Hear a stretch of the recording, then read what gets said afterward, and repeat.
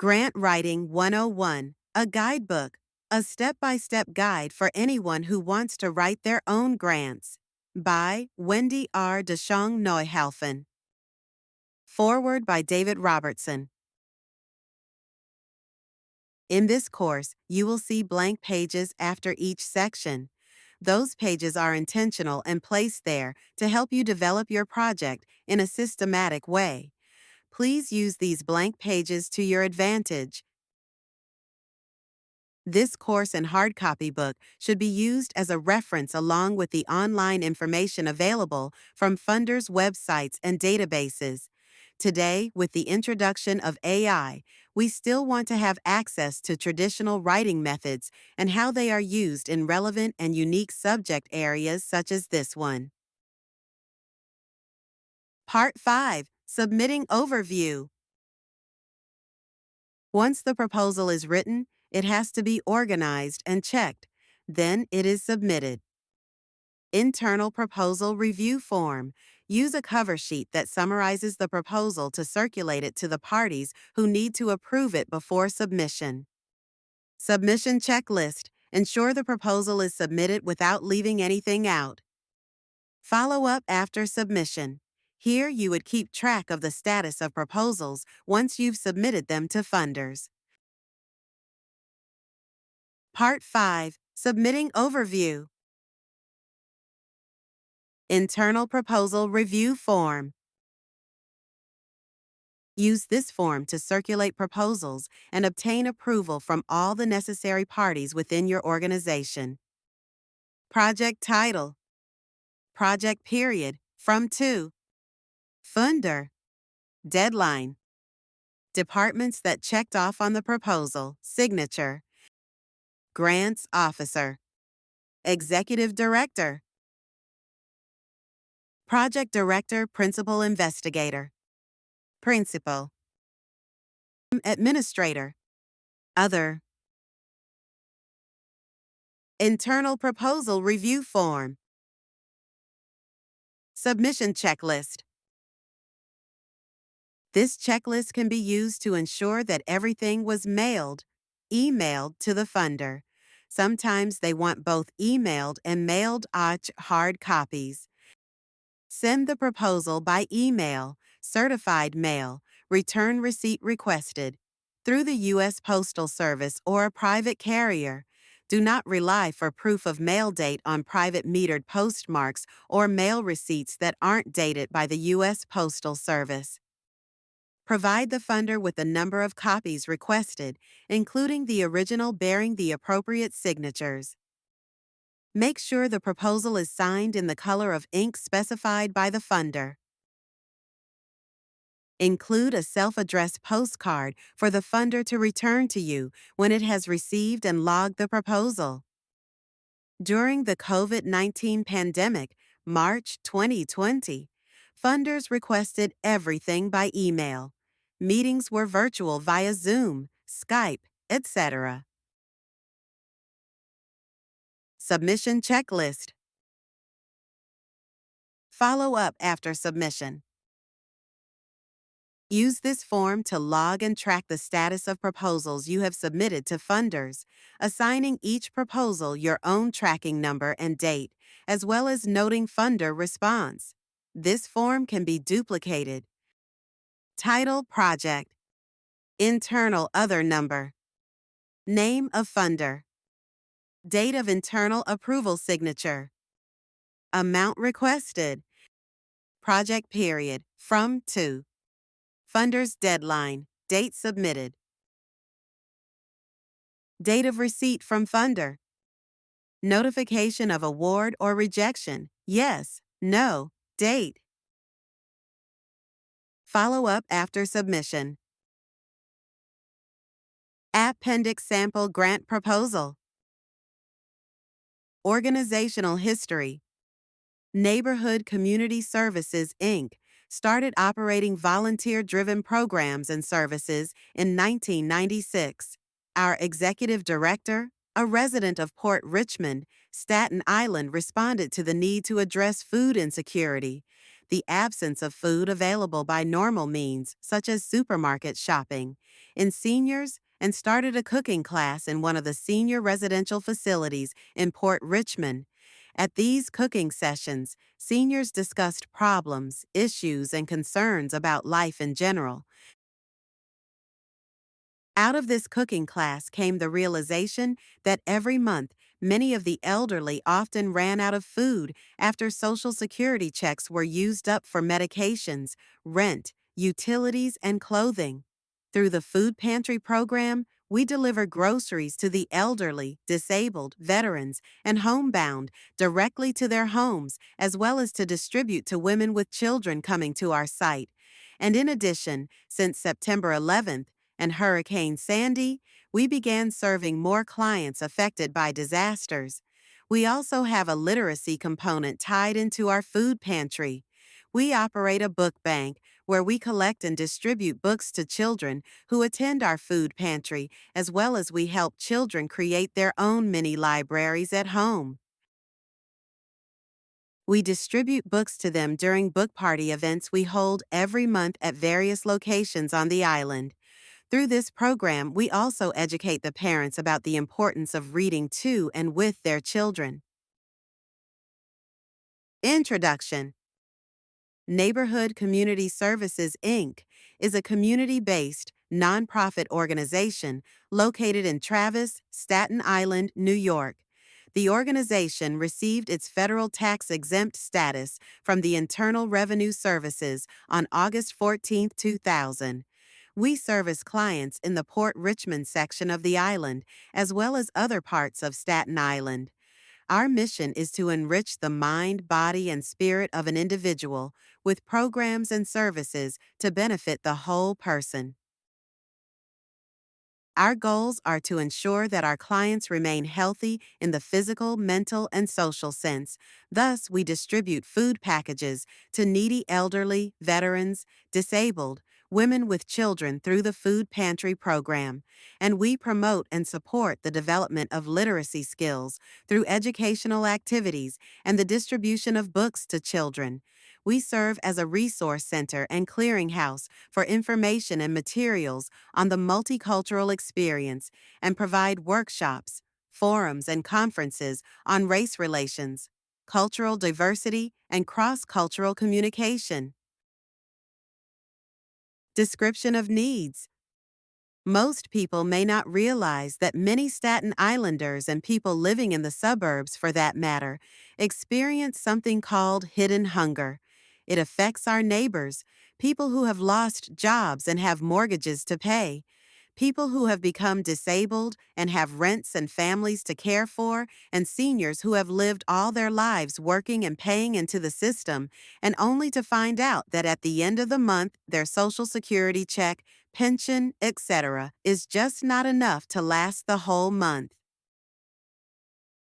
So, this service, the Food Pantry Program, began distributing food in 1996 after discovering, at a cooking class for seniors in Port Richmond, Staten Island, that many seniors had little money left to purchase groceries at the end of the month when their Social Security checks and other government benefits were used up on rent, utilities, prescription, and other expenses. As a result, many seniors stretched their food reserves beyond nutritional value, and some even went without food. Even though some seniors receive Meals on Wheels, we found out that it was not always sufficient for their needs. Project description. Through the food pantry program, 620 bags of groceries are delivered to poor seniors and those who are also disabled, homebound, and veterans every month. From our site, we also distribute 1450 bags of food weekly to needy women and men with families who are in emergency situations, those who have lost their jobs, become disabled, and have rents and mortgages to pay, those who have experienced disasters such as September 11th and have no means of feeding their families, and those who are low-income families trying to make ends meet. In addition, since there are also women with young children picking up food, we also distribute children's books to them. Every week, volunteers collect food, unload delivery trucks, open cases, and pack packages according to nutrition guidelines and distribute them to our clients coming to our site. Each package is balanced as much as we can make it.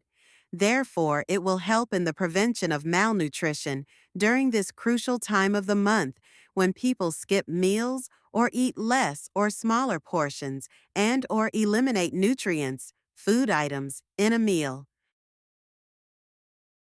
We hope that clients will be able to prepare and consume meals made with more grains and cereals, fruits and vegetables, and we hope that clients will spend less time worrying about how they will manage on their fixed budget and will concentrate more on enjoying their mealtime.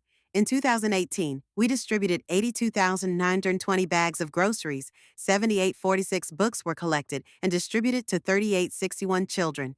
In 2019, we distributed 88,640 bags of groceries and 9,571 books were collected and distributed to 4,301 needy children, including those attending the food pantry.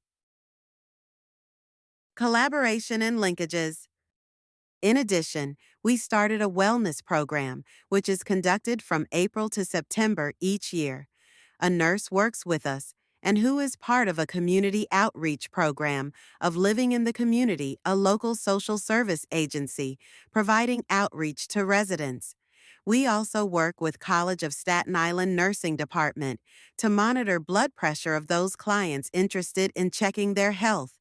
We also have a nutritionist intern on staff who prepares recipes, conducts food demos, and talks to clients about nutrition-related issues.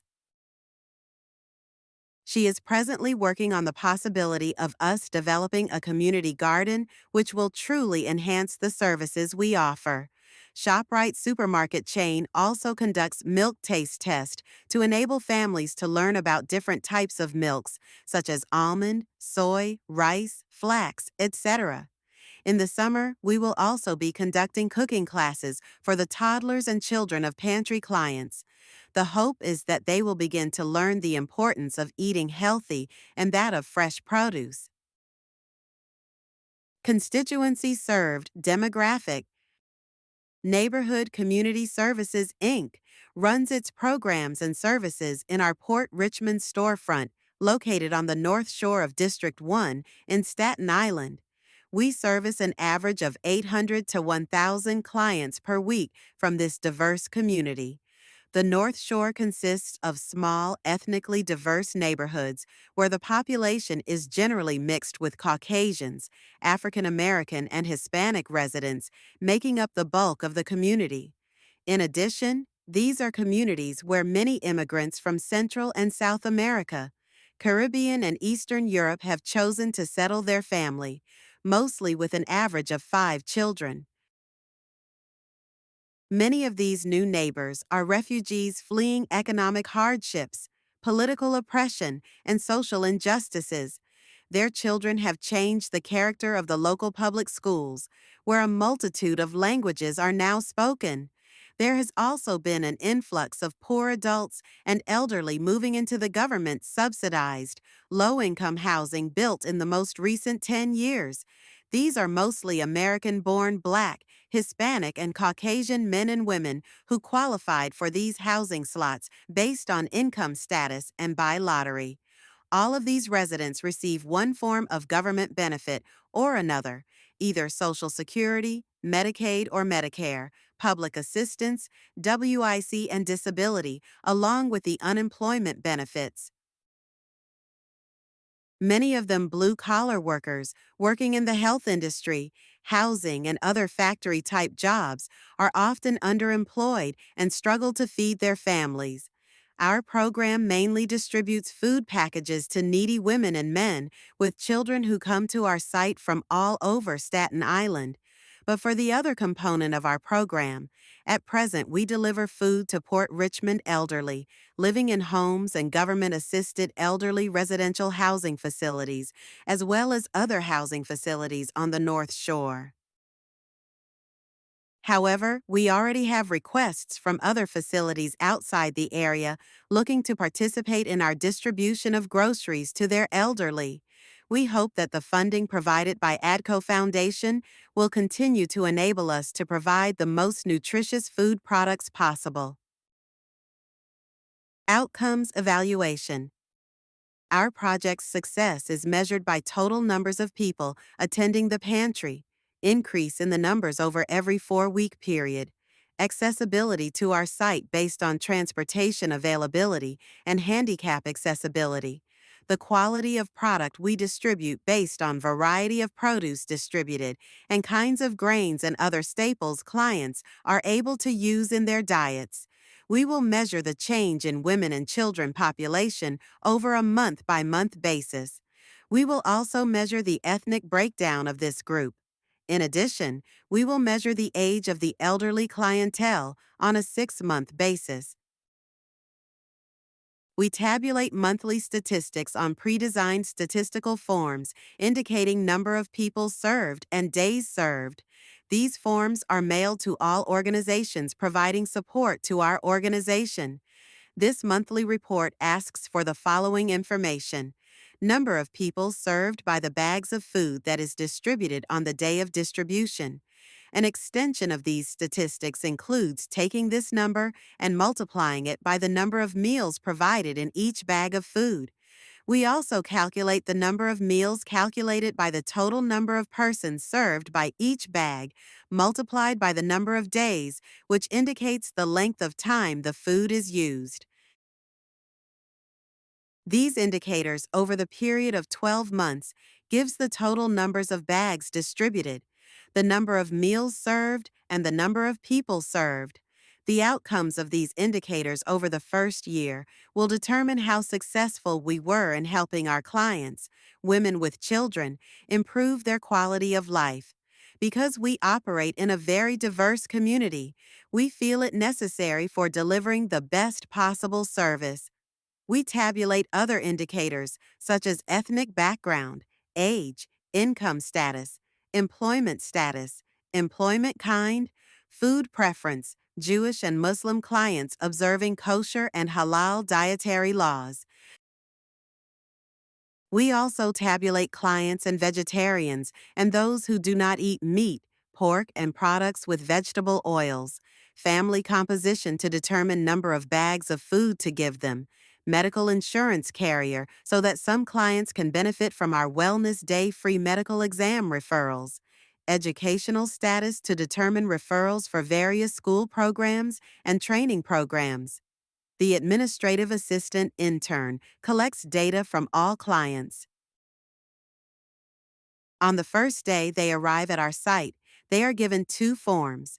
One is a comment questionnaire, and the other is the pantry application form, which gives name, address, telephone numbers, age, numbers in the family, working status, food preference, and ethnic background.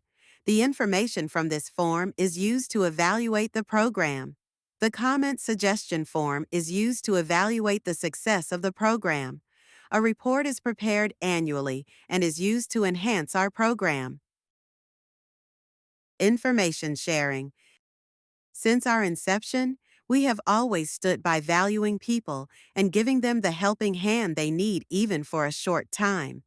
Our food program has grown tremendously, serving families, elderly and disabled, coming from all over the island. We are not giving the usual donated food that is sometimes old, expired, and outdated. We value our Staten Islanders and therefore receive many referrals. This word-of-mouth referral is the best indication of how successful a program is. We also conduct our own annual random survey, and from that know what food item works and what doesn't work. We also share cultural food items with recipes and food demos so that anyone can learn how to cook beans or yucca, for example. Our milk program in the fall and herb program in the summer months help clients learn about different food choices. Measuring health status is long-term. We do know that when a client comes and they say they are diabetic, we are able to provide them with additional fresh vegetables and healthy living information. We publish a newsletter of information and resources of all pantry clients, businesses, social service agencies, elected officials, and friends. This year, we started implementing wellness workshops for our women, where guests speak about health related topics and try to help our clients with nutrition and health resources. We also distribute children's books, parenting material to mothers in English and Spanish, which will enable them to provide the best care for their families. Budget and project sustainability. We are only limited by the lack of financial resources and staff. We are aggressively researching grant opportunities, contacting funders, and mailing in proposals to better our situation. Since September 11th and Hurricane Sandy, we have seen a significant disruption of our overall plan for increase in revenue. As a result, staffing is limited. Hurricane Sandy also created a huge void in programming, but eventually we picked up to support the increase in demand for services. The organization is about 19 years old, but we had hoped to get at least 90% of all grants asked for in the first 17 years. Our board has approved a new fundraising plan, which is geared toward more special projects to raise operations money other than just then proposals. It also indicates ways of reaching smaller funders and individuals in the community. We did, however, forge strong collaborating bonds with partners such as ShopRite Supermarkets, the New York City Police Department, and the Girl Scout Council of Greater New York. The benefits from these collaborations are clear. With the $20,000 ADCO Foundation grant, we will continue to provide the best possible pantry bag of food. The grant will also help with the transportation needs when food is delivered to the elderly. A large percentage of our income is derived from resources from food drives donated by schools, individuals, organizations like ShopRite Supermarket, and businesses. In-kind support is derived from service donated space, as well as matching nutritional and IT services and fundraising services provided by community residents who see the need to give back. Exterminating services are now required to be part of the operation expenses of food programs. Public agencies such as NYC Health Department, New York State Department of Health, EFSP, FEMA, USDA, and the Food Bank make up a large percentage of our incoming food revenue. Staffing. Our staffing capacity remains low but manageable and cost-effective, with the executive director and program associate handling the day-to-day operations and a client associate doing the programming related to client intake and food distribution. We have consultants working in accounting, bookkeeping, nutrition, and computer and information technology. We, however, developed a large volunteer base since the LDS missionaries started in 2003. We also have adults as well as elderly and students. It has developed rapidly ever since. Without the help and support of volunteers, these programs would not be in operation. We had over 720 volunteers since we started the organization. Volunteers come to us from a variety of ways: through reading about the organization in newspaper articles, through referrals from the local college as clients, and through school contacts for students needing service credits. Volunteers do not engage in the daily administrative operation of the organization, but they help significantly with coordinating the food program and the book program. Each volunteer is given a 2-hour training designed to educate each staff about the organization, what is expected of the volunteer, and how clients are treated. Conclusion. In order to continue to address the growing epidemic of obesity, diabetes, and heart disease in our vulnerable population, we need to reaffirm our commitment to the community and provide them with healthy food, education, and knowledge. We continue to educate households and the community about sugar-sweetened beverages, sodium intake, fat-free foods, and how to make the right choice for the betterment of their health. Our commitment remains the same to our veterans, families, children, disabled, and seniors, not to purchase or distribute sugar-sweetened products or other products that will have adverse long-term effects on their health. We believe that living your best life 24/7 is the best way to leave with good, healthy food. Neighborhood Community Services, Inc. Sample Operating Budget for the year ending December 31st, 2019. Revenues and Public Support. Cash. In-kind. Total. Foundations and individual contributions. Cash $90,000, total $90,000. Corporate contributions. Cash $30,000, total $30,000. Government grants, elected officials. Cash $25,000, total $25,000. Occupancy, in-kind $12,000, total $12,000. Utilities, gas, electric, water. In-kind $2,900, total $2,900. Food donations, see Note A below. In-kind $30,000, total $30,000. Books contributed, in-kind $5,000, total $5,000. Totals cash $145,000, in-kind $49,900, total $194,900. Expenses, salaries, fees, and benefits. See Note 1 below. Cash $75,000, total $75,000. Fringe and taxes. Cash $15,000, total $15,000.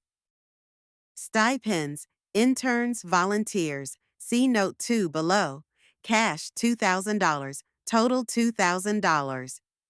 Fees, all programs. Cash $1,000, total $1,000.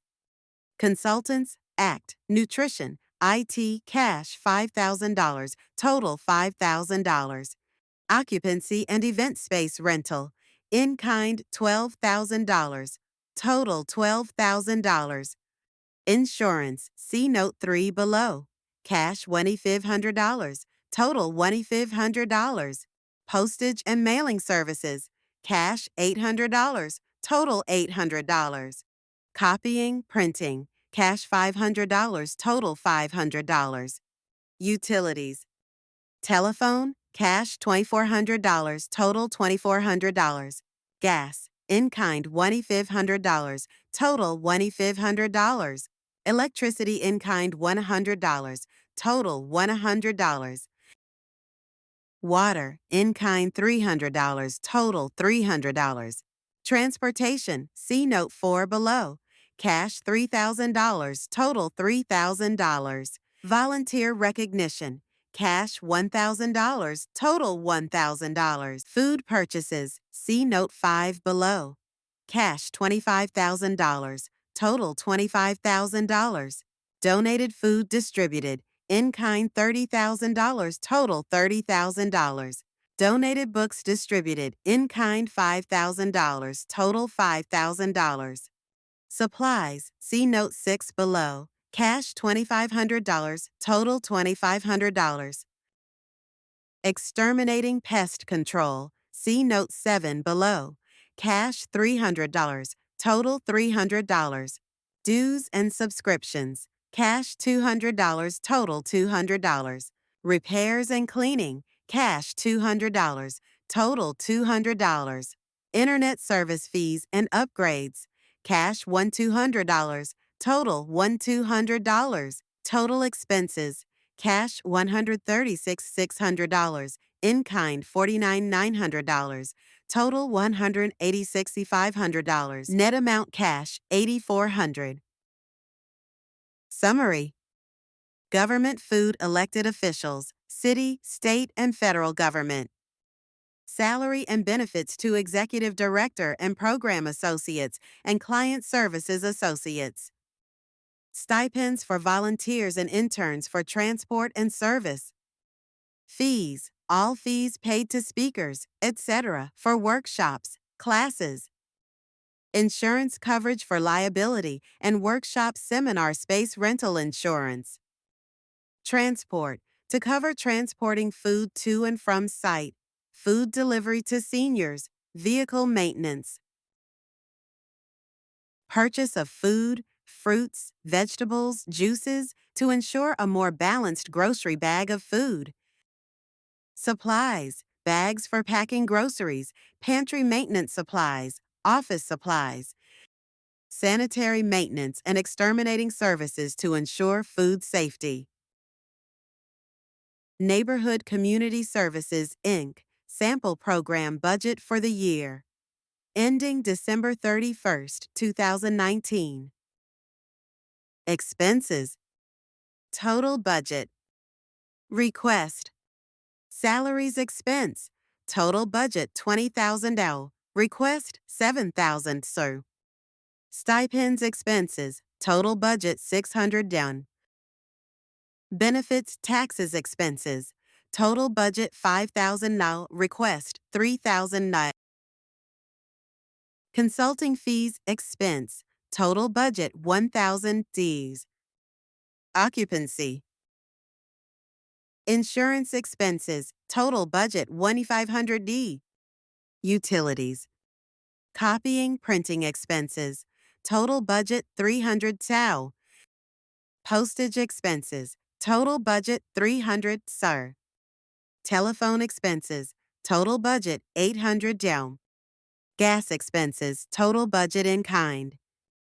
Electric expenses. Total budget $400. Water expenses. Total budget in kind. Transportation maintenance expenses. Total budget $3,000 down. Request $1,400 C. Volunteer recognition expenses. Total budget $8,000 out. Food purchases expenses. Total budget $45,000 done. Request $8,000 bound. Supplies expenses. Total budget $1,000. Request $600 so. Exterminating expenses. Total budget $420 so Wilders. Accounting bookkeeping expenses. Total budget 2,500 hours. Total request expenses. Total budget 82,620 Jew. Request 20,000 sale. Summary. Salary and benefits. Stipends for volunteers and interns for transport. Benefit taxes, fees, all taxes, insurances, etc. Consulting fees. IT, accounting, nutritionist. Insurance, coverage for liability site. Transport, to cover transporting food to and from site, food delivery to seniors, vehicle maintenance. Purchase of farm produce and other vegetables, eggs and fruits to ensure a more balanced grocery bag of food. Supplies, computers, scanner, fax. Sanitary maintenance and exterminating services to ensure food safety at site. Next steps. Government grants and contracts, international grants.